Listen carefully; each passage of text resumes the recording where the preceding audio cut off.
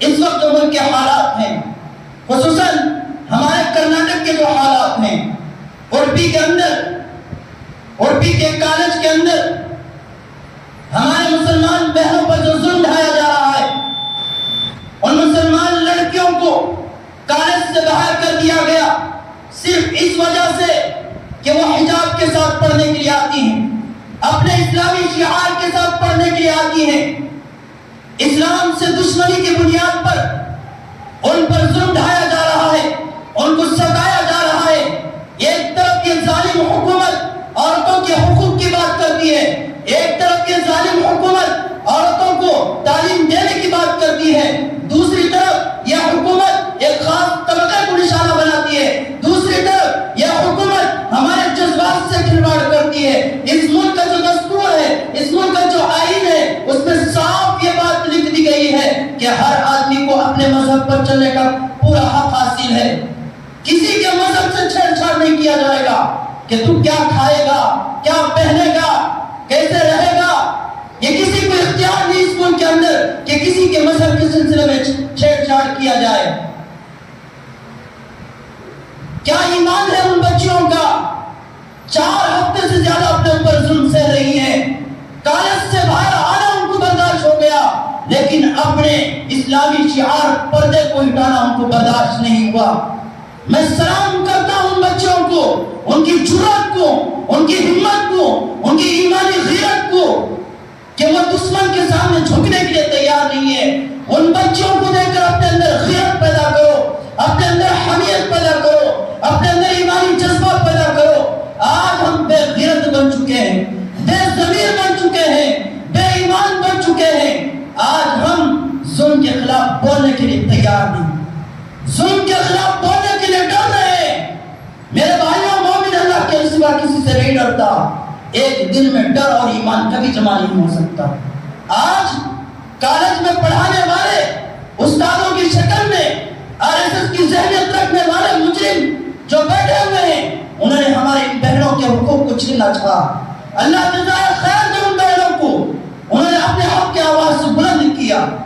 اور میں پوچھنا چاہتا ہوں سیکولر پارٹیوں سے جو اپنے آپ کو سیکولر ہونے کا دعویٰ کرتے ہیں، مسلمانوں کا لیڈر کہتے ہیں، مسلمانوں کا ہمدرد کہتے ہیں، کیوں ان کی زبانوں پر لگام پڑا ہوا ہے؟ کیوں ان کی زبانیں نہیں کھلتی؟ کیوں اسمبلیوں میں کھڑے ہو کر ہمارے حقوق کی بات نہیں کرتے؟ پتہ چلا یہ اپنے اپنے پارٹیوں کے غلام و دلال ہیں۔ یہ نہ کبھی آپ کے ہوئے نہ کبھی آپ کے ہوں گے۔ میرے بھائیوں، ان سیکولر پارٹیوں کی دامنوں سے، ان بے غیرت مسلمان لیڈروں کی دامنوں سے اپنے ہاتھوں کو صاف کرو، اپنے اندر ہمت پیدا کرو، جرأت پیدا کرو۔ آپ نے دیکھ لیا نا ویڈیو، ہماری ایک غیرت مند بیٹی منڈیا کے کالج کے اندر کالج میں انٹری مارتی ہے، 50-100 ظالم RSS کے کتے اس بیٹی کو ڈرانے کی کوشش کرتے ہیں۔ میں سلام کرتا ہوں اس کی جرأت کو، اس کی ہمت کو، میں سلام کرتا ہوں اس کی بے باکی کو، میں سلام کرتا ہوں اس کی ایمان غیرت کو، میں سلام کرتا ہوں اس کے ماں باپ کو جنہوں نے ایسی بیٹی کو جنم دیا۔ یہ کوئی آسان کام نہیں تھا۔ قسم بخدا کہہ رہا ہوں، منبر پر کھڑے ہو کر کہہ رہا ہوں، جب سے میں نے ویڈیو دیکھا ہے اپنے ضمیر کو جھنجھوڑ رہا ہوں، کیا میرے اندر اتنی غیرت باقی ہے، میرے اندر اتنی ہمت باقی ہے، اتنی جرأت باقی ہے کہ میں ظالم کے آنکھ میں آنکھ ملا کر نعرہ تکبیر بلند کر سکوں۔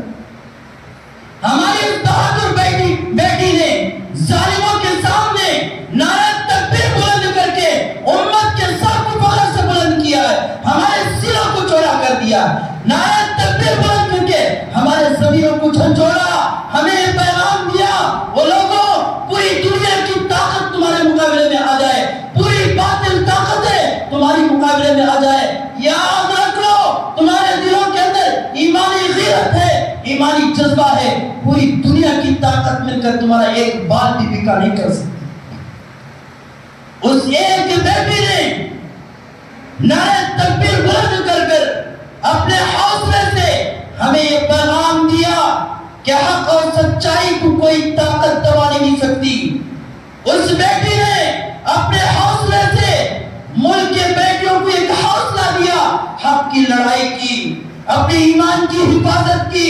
میرے بھائیوں، ابھی بھی اپنے اندر ایمانی غیرت پیدا نہیں کیے، ابھی بھی سوتے رہے، ابھی بھی نہیں جاگے۔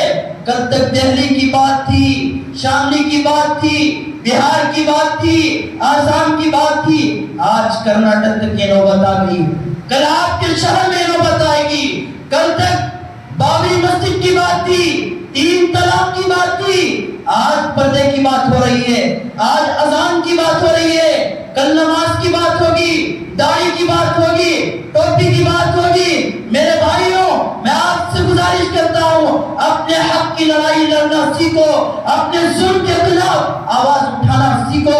ان سیکولر پارٹیوں کے دامنوں سے، ان بے غیرت مسلمان لیڈروں کے دامنوں سے اپنے دامن کو پاک صاف کرو۔